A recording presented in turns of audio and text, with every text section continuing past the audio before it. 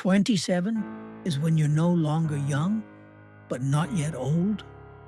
When you're stuck somewhere between who am I and why do I need to know?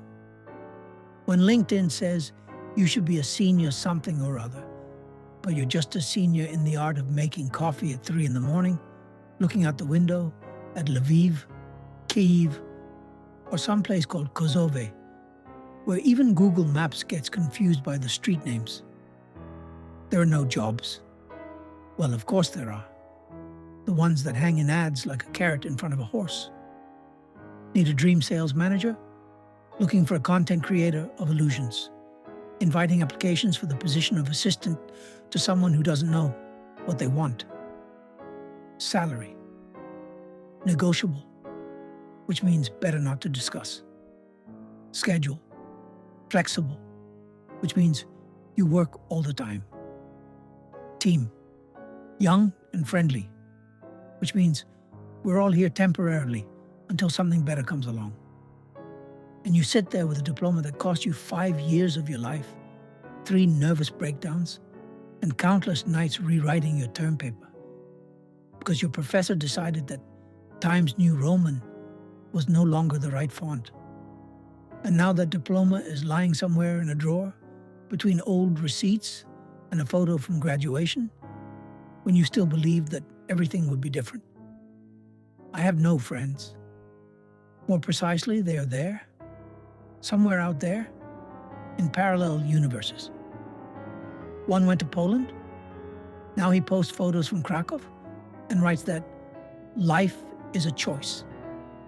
Another chose Germany. Now he is a specialist in something very important, at a factory where they assemble parts for cars he will never be able to buy. The third got married, had a baby, and now she's happy 24/7 on Instagram. But when you call her, you hear in her voice a tiredness heavier than all the suitcases carried by those who left. And you stayed.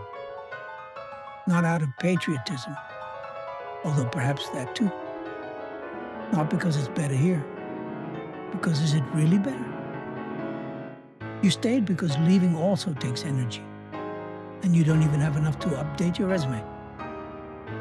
You stayed because somewhere deep down, you hope that right here, on these streets, where every stone remembers a story, yours will happen.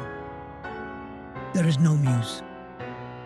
She disappeared somewhere between I'll write a novel and why bother if no one reads it? Between I'll paint something beautiful and why bother when a neural network can do it in 3 seconds? Between I'll create something important and what's important in this world, where news lives until the next scroll. The muse ran away because you stopped chasing her, because you started waiting for her to come herself, knock on the door and say, "Here I am, let's create." But she doesn't come to those who wait. She comes to those who do. Even when they don't feel like it. Even when it seems pointless. Even when the result will end up in the trash, along with 100 other attempts. But I love my life. It sounds like nonsense, doesn't it? Like self-deception? Like what Kafka's characters said before they were crushed by the machine of absurdity? But no, it's not nonsense. It's the only thing that remains when everything else is taken away. I love my life because there are mornings when the sun sits on the windowsill and shines as if it's seeing you for the first time.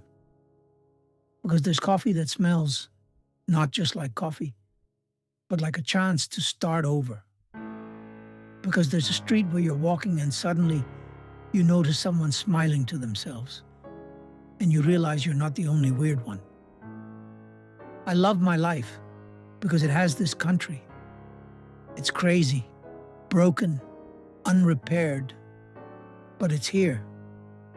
And there's something primal about that, something real.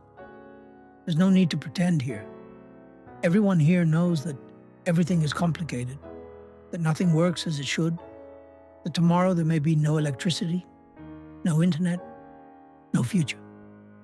But we still make coffee, we still laugh, we still live?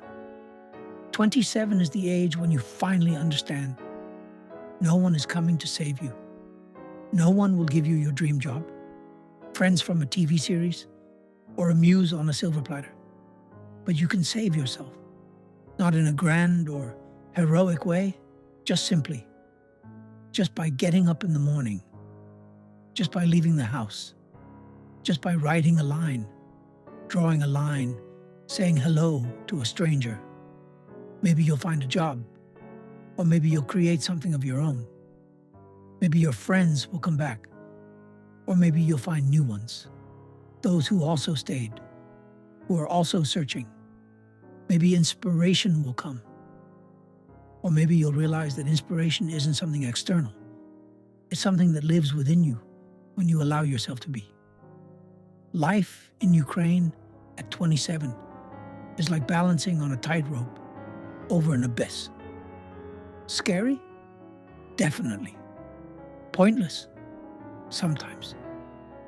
But when you look down and see how many others are also walking this tightrope, balancing, falling, rising, just like you realize this is life. It's not perfect. It's not enough. It's not like in the pictures, but it's mine. It's ours. It's real. And I love it for that very reason, because it promises nothing but gives everything. Because it's not easy, but it's honest. Because there are no guarantees, but there are opportunities. Because it exists. I am 27, and I am just getting started.